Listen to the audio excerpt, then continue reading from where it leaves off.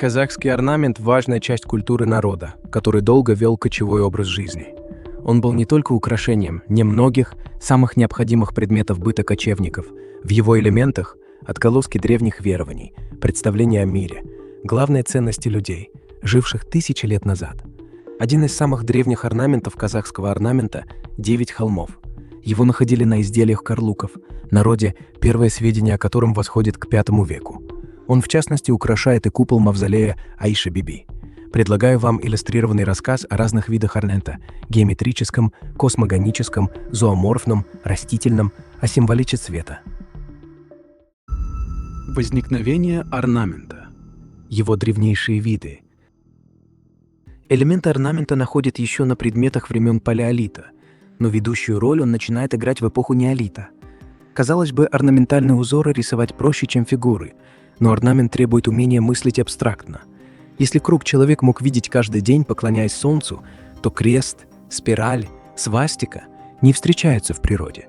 Человек создал их, возможно, чтобы передать такие понятия, как круговорот жизни, движение солнца, бесконечность и так далее. Орнаментом начинают украшать одежду и домашнюю утварь. Среди древнейших элементов – круг, крест, а еще меандр – изображение, состоящее из линий, изогнутых под прямым углом. Этот узор назвали в честь реки в Малой Азии, известной своими причудливыми изгибами. Меандры использовали разные народы. Считается, что он символизировал переменчивость человеческой жизни. Использовалась и спираль. Понимали ли древние гончары, что это символ вечного движения, или просто было удобно украшать посуду?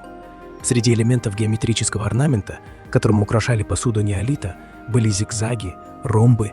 Про зигзаг одни говорят – это символ воды, другие – молнии. Но, как и волнистая линия, он часто встречается в узорах как каменного века, так и поздних эпох. Что касается ромба, считают, что это символ плодородия. В наши дни язык орнамента почти утрачен. Ученым лишь в малой степени удается восстановить значение его элементов. И что интересно, одни и те же мотивы встречаются у народов, живших за тысячи километров друг от друга. Что это значит? Вот основные элементы казахского орнамента, данные в книге У. Джанибекова «Эхо». Принято орнаментальные узоры делить на зооморфные, растительные, космогонические и геометрические.